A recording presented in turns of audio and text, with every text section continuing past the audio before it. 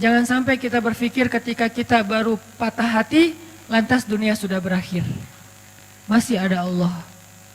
Iya sih, tapi gimana dong hidup saya nggak bisa hidup tanpa dia. Ada Allah. Nanti setelah Allah tunjukin, baru kita bilang untung ya dulu diputusin, ngomong gitu. Udah gitu kayak pamer gitu ke mantan nih biar dia nyesel. Wah, posting yang keren-keren, hasil editan, pencitraan. Karena salah satu prestasi kita tuh bisa bikin mantannya nyesel gitu kan. Astagfirullahaladzim. Enggak sih, dia mah enggak nyesel, biasa aja. Artinya kegeeran kita doang kali ya. Wah, dia pasti udah nyesel nih, gua sekarang dokter. Dia udah nyesel nih, sekarang gua dokter. Dia udah nyesel nih, sekarang gua pengusaha sukses. Dia udah nyesel nih dan segala macam. Enggak pasti juga sih. Yang jelas kita jadi ngerasa benar ya, Allah menyelamatkan saya dari dosa. Coba kalau nggak diputusin dulu, mungkin kita sama-sama udah jadi pembuat dosa yang harus kita bayar mahal dosa-dosa kita itu di dunia dan di akhirat. Satu, oh gara-gara diputusin sama dia, akhirnya Allah mempertemukan saya dengan orang yang lebih tepat buat saya, bukan lebih baik ya. Karena lebih baik itu berarti kita menjudge. Belum tentu dia jelek, enggak. Yang lebih tepat buat kita. Dan dia juga dikasih yang lebih tepat buat dia. Karena kasusnya banyak teman-teman. Ada kasus seorang ibu yang sakit kanker, dirawat di salah satu rumah teduh yang tempat istri saya tuh ditinggalkan oleh suaminya. Suaminya ketika tahu istrinya sakit kanker malah pergi ninggalin dia. Tapi di kasus yang lain justru ada seorang suami setia banget nungguin istrinya, ninggalin semua pekerjaannya, tinggal di Bandung untuk jaga istrinya berobat. Padahal istrinya udah nggak bisa menyenangkan dia sama sekali, tapi dia setia kepada istrinya. Ini kan masalah Allah lebih tahu ya, masa depan kita bakalan kayak gimana, kasus-kasus kita bakalan kayak gimana. Bisa aja dengan pasangan yang Allah kasih sekarang, dia lebih sabar dengan proses kita dalam pekerjaan. Nggak survive, gagal lagi, bikin usaha ini rugi, bikin usaha itu rugi. Tapi dia nggak pernah ngeluh, bukankah dia lah pilihan Allah buat kita? Nggak usah ngeluh, kalau gitu ujian. Artinya ada aja pasti kebaikan yang kita lihatlah sisi baiknya. Dan itu bukti kalau Allah alam yajidka yatiman fa'awa. Nah sekarang coba alam yajidka yatiman fa'awa ini kita lihat dalam kasus Nabi. Goalsnya sama, goalsnya supaya kita percaya sama ma wadda'aka rabbuka wa ma qala, itu intinya ya. Nah dalam konteks sirah Rasulullah SAW, kalau kita mau memahami alam yajidka yatiman fa'awa dengan membaca sirah, itu keren banget. Allah tuh benar banget ngomong alam yajidka yatiman fa'awa. Rasulullah lahir dalam keadaan yatim, Allah lah yang memfa'awakan Nabi. Dengan cara apa? Pertama Allah masukkan rasa cinta ke dalam hati kakeknya. Sehingga kakeknya menganggap Nabi sebagai cucu kesayangan di antara cucu-cucunya. Lalu Allah masukkan rasa cinta ke dalam hati ibundanya. Oh biasa Ustadz, banyak ibu yang gak sayang sama anaknya. Nah sekarang ibunya sayang banget sama anaknya. Aminah sayang banget kepada Muhammad SAW. Yang ketiga nih yang agak unik nih.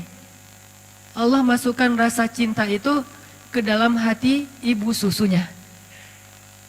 Halimah dari Bani Sa'di atau Sa'diyah namanya. Halimatus Sa'diyah. Kan ceritanya Halimah tuh mereka dari kabilah Sa'di itu, dari orang-orang pedalaman, biasanya suka ada musim kerjanya, suka ada kerja musiman. Nah kerja musiman itu apa? Nyusui anak-anak orang terpandang di kota Mekah. Sehingga beberapa cewek dari Bani Sa'di itu pada musim menyusui mereka datang, yang mereka udah bisa menyusui, mereka datang ke Mekah mencari anak-anak orang terhormat di Mekah untuk disusui. Tujuannya dua. Satu, mendapatkan bayaran dari profesi itu. Kedua, bisa mengikat hubungan kekeluargaan antara keluarga si perempuan ini dengan keluarga bayi tersebut yang ayahnya adalah kepala kaum. Itu tujuan menyusui pada masa itu. Dan kalau sudah diikat persaudaraannya jadi kayak koalisi gitu, jadi geng gitu kan. Kalau ada sesuatu yang terjadi kepada keluarga ini, nanti yang akan ngebelain mereka itu adalah kabilah yang mereka sudah punya hubungan tadi tuh. Mu'akhad namanya, atau punya kayak perjanjian gitu. Nah, Ketika perempuan-perempuan, cewek-cewek dari Bani Sa'di datang ke Mekah, di antara mereka ada Halimah, mereka kan nyebar tuh.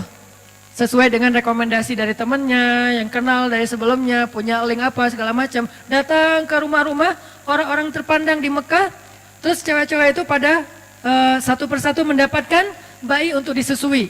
Ada yang dapat bayi dari anak orang kaya, ada yang dapat bayi dari anak pemuka kaum, ada yang dapat bayi dari seorang anak yang dermawan, apa dan segala macam, banyak lah, pokoknya banyak keuntungan. Kecuali Halimah. Ketika yang lain udah dapat bayi-bayi keren, kamu dapat siapa? Saya dapat anak kepala suku itu. Wah, beruntung sekali kamu. Berarti keluarga kamu sekarang punya ikatan dengan suku yang paling kuat. Kan keren ya. Pertama bangga, kedua nggak ada yang berani dengan keluarga ini karena dia punya link kepada kabilah yang kuat. Kayak gitu berlaku dulu tuh. Terus kayak apa istilahnya ya? Zimmah. Nah, saya baru ingat. Zimmah. Jadi punya jaminan dari keluarga itu. Jadi nggak ada yang berani.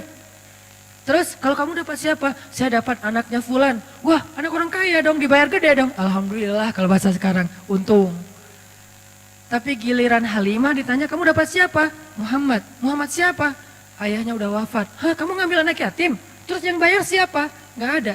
Hah, kasihan banget sih kamu, gitu kan ya kalau bahasa kita ya. Halimah di antara ibu-ibu susu yang lain seolah-olah kesannya dapat yang paling tidak menguntungkan. Tapi ternyata kebalikannya. Kenapa Halimah kok memilih Muhammad di antara banyak anak bayi yang ada di Mekah? Karena begitu ngelihat Muhammad, Halimah langsung jatuh hati. Itu namanya fa'awa. Allah yang menjadikan Halimah jatuh hati kepada Rasulullah. Langsung jatuh hati. Akhirnya Halimah nggak peduli anak ini yatim atau enggak, nggak peduli dibayar apa enggak, nggak peduli keluarganya kuat, kabilahnya atau enggak. Yang jelas saya sayang banget sama anak ini. Itu yang Allah lakukan dengan Halimah. Dipeluk oleh Halimah, bahkan Halimah memperlakukan Nabi Muhammad kecil lebih baik daripada ibu-ibu susu lain memperlakukan bayi mereka karena dibayar, karena profesional. Kalau ini bukan profesional, ini cinta. Lebih dalam daripada sekedar profesi. Dan kayak gitulah cara Allah melindungi Rasulullah. Seandainya Rasulullah punya harta waktu itu, seandainya ayah Rasulullah masih hidup waktu itu, maka Rasulullah mungkin akan dititipkan kepada ibu susu profesional. Tidak sekeren Halimah. Tapi berhubung dia nggak punya harta, berhubung dia ayahnya udah meninggal, berhubung kakeknya itu nggak bisa membayar ibu susuan, akhirnya yang muncul, yang menyusui Muhammad kecil, justru seorang perempuan paling baik di antara semua ibu-ibu susu yang ada waktu itu. Yang paling ikhlas, yang paling tulus, yang kasih sayangnya paling besar, yang paling sayang kepada Rasulullah karena nggak ada motif yang lain. Ini cara Allah tuh keren banget ya. Kalau cara kita, nah gimana nih? Kasihan anak kita nggak ada uang, kasihan anak kita nggak ada kabilahnya nggak kuat, kasihan. Itu kan cuma logika kita. Ini namanya ilmiah. Tapi ada robbaniyah, ada logika ilmiah, ada logika robbaniyah. Kalau logika robbaniyah apa? Alam yajidka yatiman fa'awa. Itulah yang kita berlakukan dalam hidup kita kadang teman-teman. Kadang-kadang kita kan pakainya logika ilmiah ya. Gimana nanti kalau sakit nggak ada jaminan? Gimana nanti kalau udah lulus tapi nggak ada jaminan? Gimana nanti kalau ayahnya meninggal terus nggak ada warisan? Gimana? Ikhtiar mah ikhtiar aja. Cuman iman nggak boleh ngikutin ikhtiar. Dia terpautnya ke langit. Ikhtiar itu di bumi. Udah aja yakin sama Allah. Alam yajidka yatiman fa'awa. Saya anak tukang pangkas, tapi kuliah di Mesir. Saya anak seorang ibu yang cuma ibu rumah tangga. Punya warung kecil di depan rumah, tapi nggak pernah untung. Soalnya dimakan sama anaknya semua tuh, semua dagangan. Jual apa? Mak, boleh ambil? Ambil. Jadi kerjaan kita tuh makanin warung mak. Jadi nggak pernah untung. Yang ada rugi. Kok bisa kuliah di Mesir? Bukankah alam yajidka yatiman fa'awa? Allah punya banyak cara. Bisa aja Allah kasih caranya dengan saya ada sedikit prestasi dalam bidang tarik suara gitu. Musabakoh maksudnya. Bidang musabakoh kayak alhamdulillah pas tampil bukan karena saya ngajinya bagus, kebenaran musabik itu mutasabik. Peserta yang lain asal tampil serak wae. Yang ini serak, ini salah baca. Ya udah alhamdulillah menang ya. Bukan karena bacanya keren, karena yang lain lagi nggak fit. Walaupun didoain juga sih, ya Allah serak dong please. Pas ngaji, Jadi agak-agak kurang ikhlas juga namanya musabaqah anak-anak ya, kayak atlet gitu karena semangat ya semangat, jatuh dong jatuh, wah jatuh gitu. Jadi artinya kayak tadi lah tanding Pevi ya, Pevi Sanggu tadi teh nonton sama teman-teman. Begitu yang Jepang kan pas Sanggu yang street itu, yang pas Jepangnya main, yang keempat kan bagus semua tuh. Landingnya bagus, sempurna, skornya 8,7, tinggi-tinggi gitu. Pas yang kelima, duh ya Allah jatuh beneran. Wah akhirnya kita kayak bahagia gitu kan, lawannya jatuh gitu kan, berarti Sanggu bisa naik nih. Sanggu juga jatuh. Jadi kita doa, orang Jepang juga doa. Tapi sama-sama karena mungkin bukan masalah ibadah, ya Allah yang menentukan yang terbaik. Tapi ala kulihal, overall sih keren, pride, barakallah buat Sanggu dan Pevi. Streaming, mudah-mudahan tetap semangat. Oke, balik lagi intermezzo.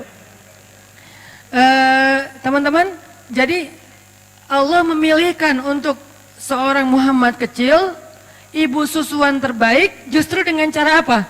Gak punya modal, gak punya pengaruh, akhirnya dapatlah gak punya ayah, malah dapat ibu susuan terbaik. Kalau masih ada ayahnya, kalau ada modalnya, kalau punya pengaruh, pasti yang dapat itu ibu susuan yang ada maunya.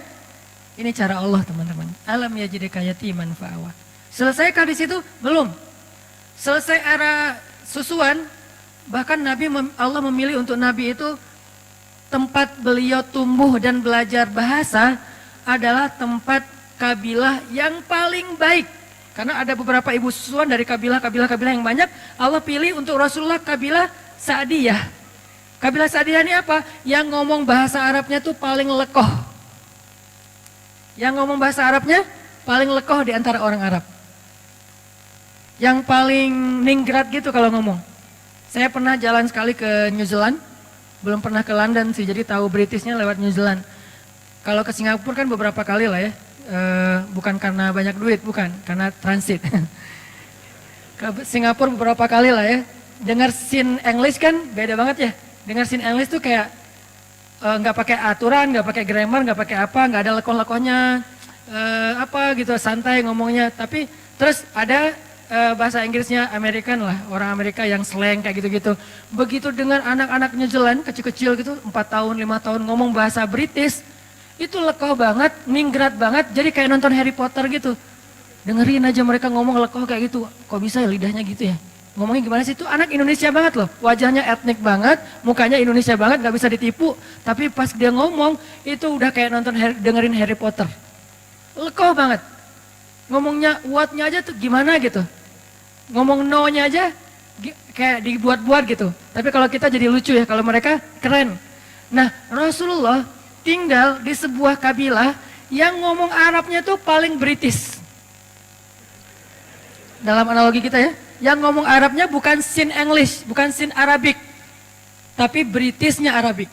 Yang paling lekoh, yang paling ningrat, yang diksinya itu yang paling tinggi, sehingga Nabi tumbuh dengan bahasa yang seperti itu di Bani Sa'diyah. Ini skenario dari Allah. Wa wajadaka alam yajidka yatiman fa'awa.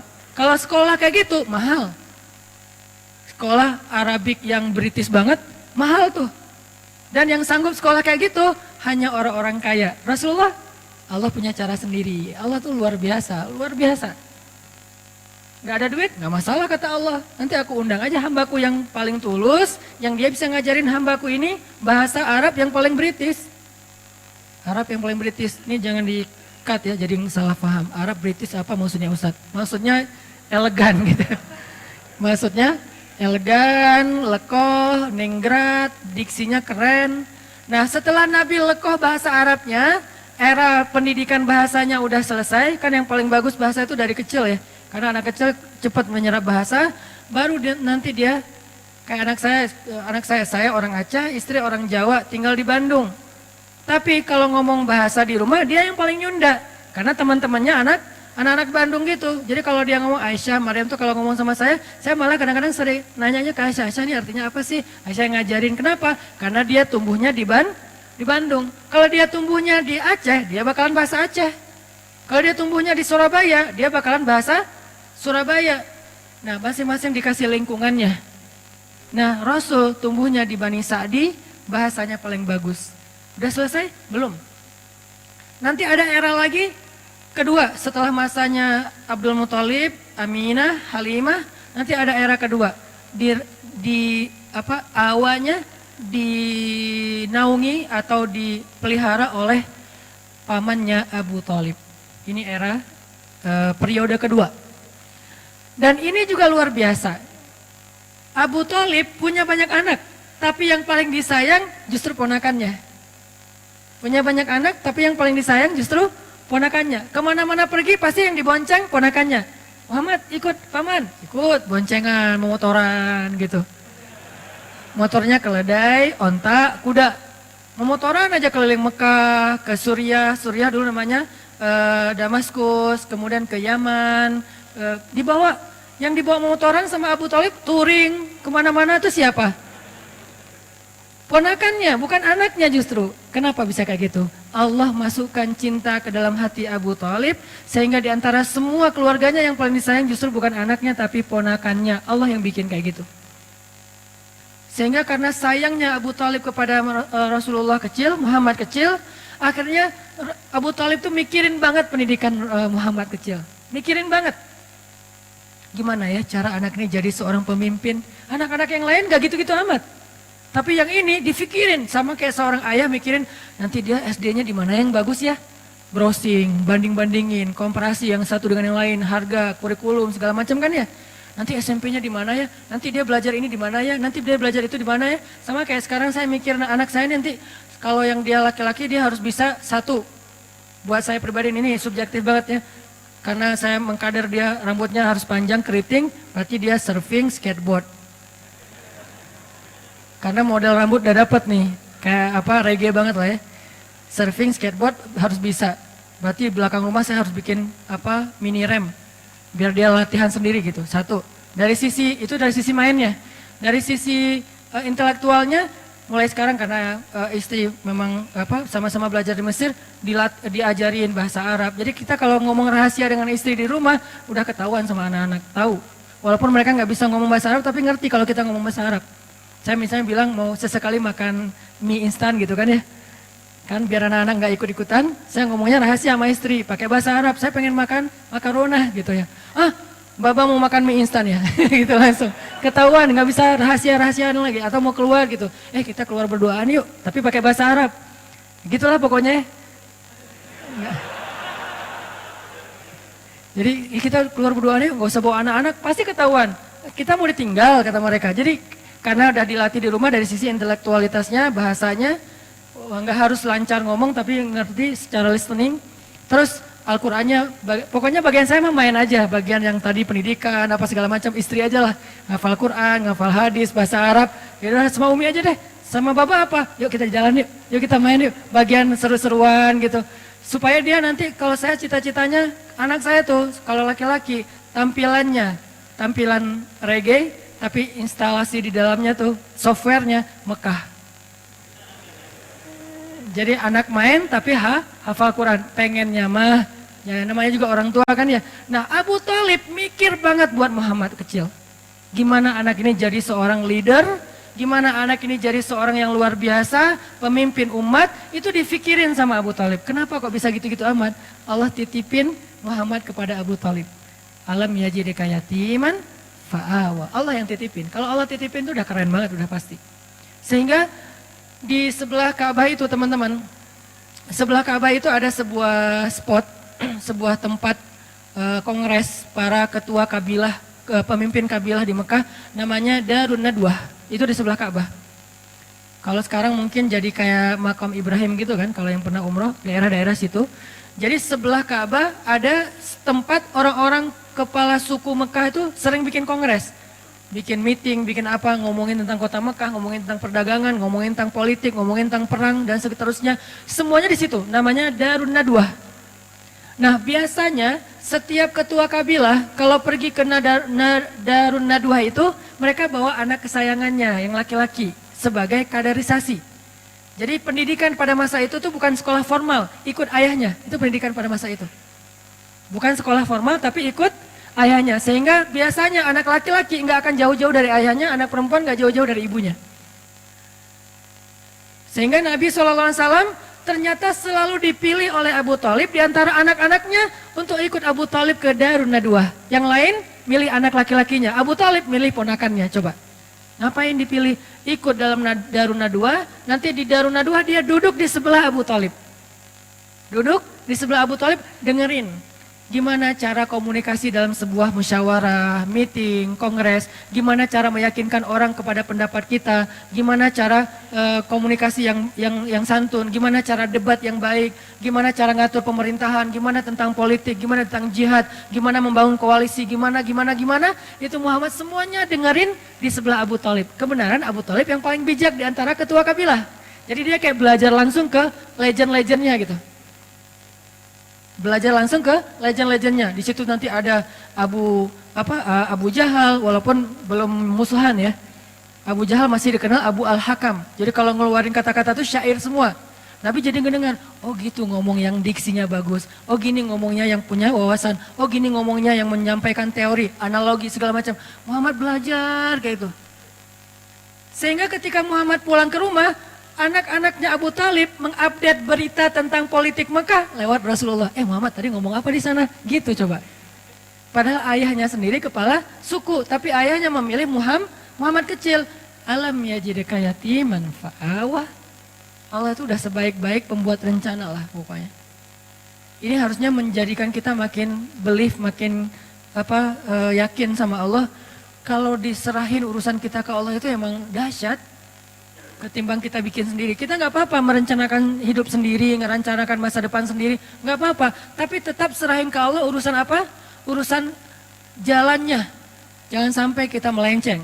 Karena begitu kita melenceng dan menganggap melenceng itu lebih menguntungin kita, berarti Allah udah nggak terlibat dalam hidup kita. Dan kalau Allah udah nggak terlibat, mentok nanti ujung-ujungnya. Kalau kita ngikutin jalan Allah yang lurus, walaupun menurut logika ilmiah kayak nggak jelas gitu, ikutin aja. Karena emang jalan Allah itu unik. Sering banyak surprise gitu kan ya, sama kayak Rasulullah, kok gitu sih harus yatim dulu, kan nggak tahu nih alasannya, pas tahu, oh iya ya, ternyata dengan yatim justru dapat Halimah. Kok gitu sih yatim, dengan yatim justru dapat Abu Thalib, dan seterusnya dan seterusnya. Ini era Abu Thalib, ada 3, nanti ada era yang ketiga, Khadijah. Inilah era paling romantis, paling manis dalam hidup Nabi. Era Khadijah. Buat yang belum dapat Khadijah, baca ayat itu. Alam yajidka yatiman. Yatim dalam konteks kita, jomblo. Sendiri kan? Fa'awa, ya Allah, saya yatim. Kasih saya naungan. Siapa naungannya? Khadijah, ya Allah. Sampai pertemukan saya dengan sosok Khadijah dan Aisyah. Ini udah keren banget nih. Khadijah yang sangat luas kasih sayangnya, yang bijaksana, yang matang. Aisyah yang seru. Faraha, maraha.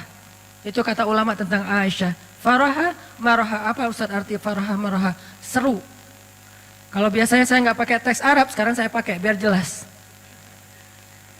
Artinya saya punya referensi ya. Walaupun gini-gini, LCJ.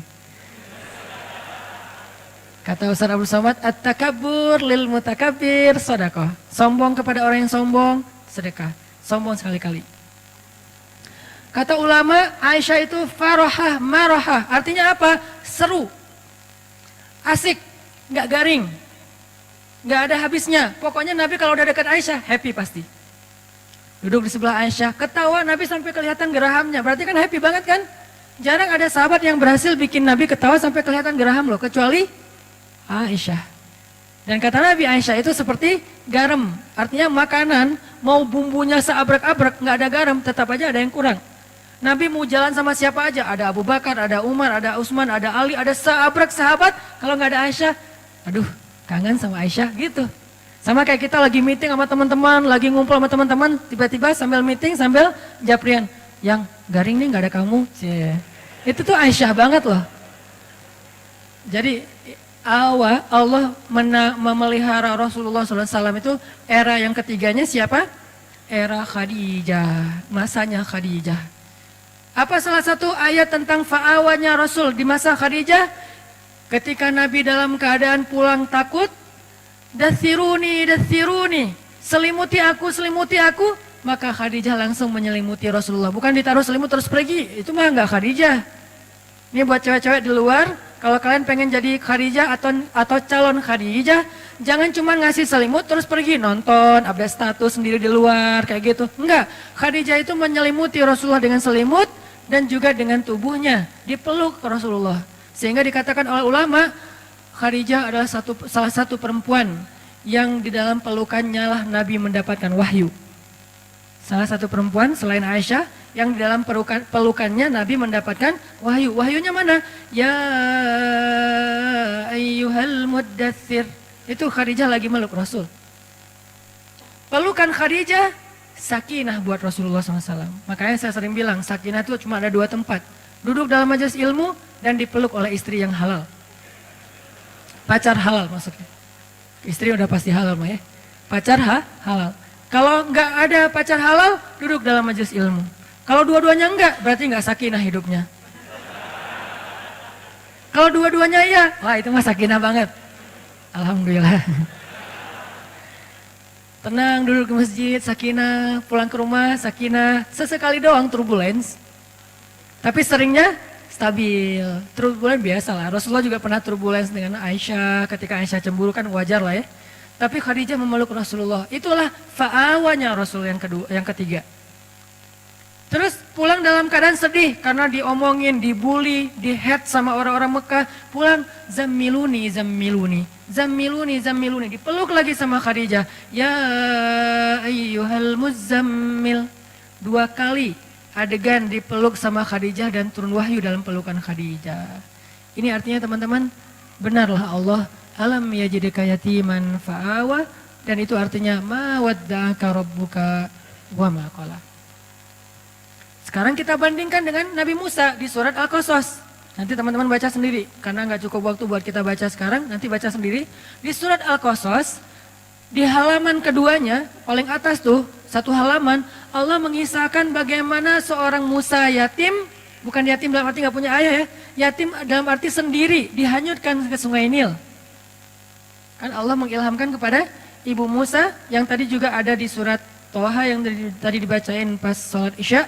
Nah, bagaimana ketika Allah menyuruh Ibu Musa menghanyutkan Musa ke Sungai Nil sendiri? Bukan berdua dengan ibunya di dalam peti gitu. Gak tega ninggalin anak sendiri, ya udah saya peluk aja berdua yuk hanyut gitu. Enggak, hanyutnya sendiri. Ibunya cuma ngelihat dari kejauhan sampai hilang dari pandangan ibunya. Tetehnya ngikutin semampunya. Kan Musa juga punya teteh ya. Tetehnya ngikutin. Mana adek. Begitu hanyut. Tujuan hanyutnya buat apa? Tujuan dihanyutkan menghindari dari Fir'aun kan itu kan ya. Niat manusia. Tapi Allah punya cara kan. Kita punya keinginan, Allah punya keinginan. Dan keinginan Allah tidak mungkin ditolak. Dihanyutkan di Sungai Nil menjauh dari Firaun. Qadarullah malah masuk ke sebuah selokan sampai ke istana Firaun. Ini nih, kok gini ya caranya ya? Nah, hidup kita kadang kayak gitu teman-teman. Gak mau sama dia, amit-amit sama dia. Dia juga yang jadi akhirnya sama kita. Hati-hati ya. Ini salah satunya nih. Gitu banget. Ya Allah, please jangan dia. Please jangan dia. 4 kali, please jangan dia. Saya cuma sekali aja, ya Allah please dia aja. Jadi, kenapa? Ya Allah, bukankah engkau yang mempertemukan Musa dengan Fir'aun? Bukankah engkau yang menitipkan Musa kepada istri Fir'aun? Maka titipkanlah aku ke dia. Beda, redaksi doa ustadz lah ya. Kita kalau doa ke Allah itu kadang-kadang boleh memakai sejarah teman-teman. Karena doa-doa para anbiya itu pakainya sejarah banget. Ya Allah, Zat yang mendengar lirihnya suara Yunus di dalam perut ikan. Sejarah kan? Ya Allah, Zat yang tidak membiarkan Ibrahim terbakar di dalam kobaran api. Ya Allah, Zat yang memberikan Musa jalan keluar ketika berada di depan laut. Ya Allah, ya Allah, ya Allah. Sebutin satu persatu sejarah tentang bagaimana Allah menolong hamba-hambanya. Baru yang ujung-ujungnya, tolong saya ya Allah. Itu keren banget doa kayak gitu teman-teman. Gak hafal Arabiknya, gak masalah. Pakai bahasa kita sendiri. Tapi baca dulu sejarahnya, jangan salah. Ya Allah yang menyembuhkan Nabi Sulaiman dari sakitnya 17 tahun. Bukan Sulaiman kata Allah, Ayub. Oh iya ya Allah. Jangan kebalik, udah pakai sejarah pede, salah pula gitu kan ya. Tapi nggak apa-apa sih, Allah maha pengertian lah sama kita ya. Arti pengertian apa? Bahasa Arabnya Raufun. Allah tuh maha pengertian banget sama kita. Tapi jangan disengaja. Ya Allah, yang mendengar suara lirihnya Nabi Isa di dalam perut ikan. Kapan Nabi Isa dimakan ikan ya? Itu Yunus, hambaku. Ya Allah itu maksudnya. Ya nggak gitu-gitu apa juga. Tapi baca sejarah tersebutin dalam doa, itu keren banget tuh doa tuh. Ya Allah yang pada akhirnya memberikan seorang keturunan yang soleh kepada Zakaria. Kan gitu kan ya? Beri saya seperti itu. Dikasih Yahya.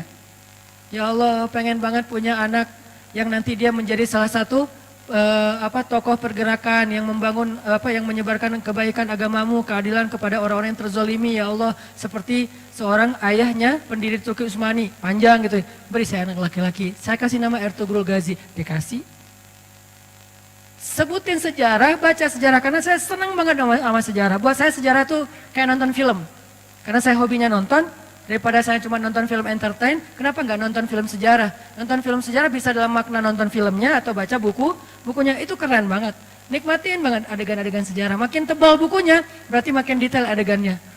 Gini banget ya, wah luar biasa ya. Diulang lagi, biar adegannya tuh menghayati, kemudian disampaikan dalam bentuk storytelling. Sirah, sejarah para nabi. Itu pas kita berdoa baca kayak gitu tuh kayak kita kayak lagi nostalgia gitu sama Allah. Ya Allah kan Allah dulu pernah gini. Iya. Allah kan pernah gini. Iya. Ya Allah kan pernah gini. Iya. Sekarang giniin saya dong. Oh ya udah deh gitu. Jadi kayak asik gitu kan doanya kan ya. Tapi kalau doa ya Allah saya pengen ini. Apaan sih kamu? To the point banget sih jadi orang. Gak ada basa-basinya. Walaupun boleh banget sama Allah tuh boleh banget. Cuman kayak kurang romantis kan. Sama pasangan kita kalau mau minta sesuatu kan. Yang kan kamu baik sama aku, kan dulu kamu gini-gini, kan dulu panjang, nih udah ada maunya nih kalau kayak gini kan suka gitu kan kalau kita ya, iya aku mau gini nih, ya udah deh, karena udah dipuji-puji dari tadi tuh jadi kayak gimana gitu, ya udah sayang kasihan. Allah tuh bukan mau dipuji, bukan harus dibeli dengan kata-kata gombal, bukan. Allah berhak mendapatkan itu. Kalau manusia aja kita gituin, Allah lebih berhak mendapatkan itu. Bukan karena Allah pengen digituin, tapi Allah yang paling berhak mendapatkan semua gituin. Maksudnya semua pujian kita gitu. Itu teman-teman. Jadi balik ke Musa, akhirnya hanyut ke sewakan, masuk ke tempat pemandian keluarga besar Firaun ditemukan. Intinya ada kalimat yang tadi saya baca di surat Toha, ini kata kuncinya. Wa alqaitu ilaika mahabbatan minni walitusna'a ala aini. Itu kata kuncinya. Ketika ditemukan oleh keluarga Firaun, diberikan kepada istrinya Firaun, qadarullah istrinya Firaun belum punya anak. Itu skenario Allah. Istrinya Firaun belum punya anak. Begitu ngelihat bayi itu, wa alqaitu ilaika mahabbatan minni. Tiba-tiba aku masukkan mahabbah, cinta dariku ke dalam hati perempuan itu supaya dia mencintaimu, jatuh hati. Ini Allah yang bikin. Itu bukti ayatnya. Wa alqaitu ilaika mahabbatan minni. Aku masukkan cinta dariku kepadamu melalui seorang perempuan yang menemukanmu. Walitusna ala aini. Kemudian kamu dibesarkan di istana itu dengan pengawasan dari aku. Allah yang mengawasi. Walitusna ala aini. Kamu dibesarkan, kamu diperlakukan, kamu diapa-apain di dalam istana, ala aini, aku yang mengawasi. Coba. CCTV-nya langsung dari langit. Satelit. Ala aini. Ini kalimat jaminan banget loh. Walitusna'a ala aini. Maka minta kepada Allah, ya Allah, peliharalah saya di bawah pengawasanmu. Sebagaimana engkau memelihara Musa di istana Fir'aun. Sejarah kan? Sehingga ketika Firaun mau menyakiti Musa, Allah yang membela. Lewat siapa? Lewat istrinya. Datang Firaun, siapa ini? Pasti bayi Bani Israel nih yang mau dihanyutkan supaya nggak dibunuh. Nggak tahu, nemu, kata istrinya. Ya udah aku bunuh aja. Jangan gitu dong. Kalau udah diyang-yangin kan susah ya sama istrinya. Istrinya cantik pula, keren lagi tuh dan kesayangan Firaun banget. Sehingga akhirnya istri Firaun membujuk Firaun,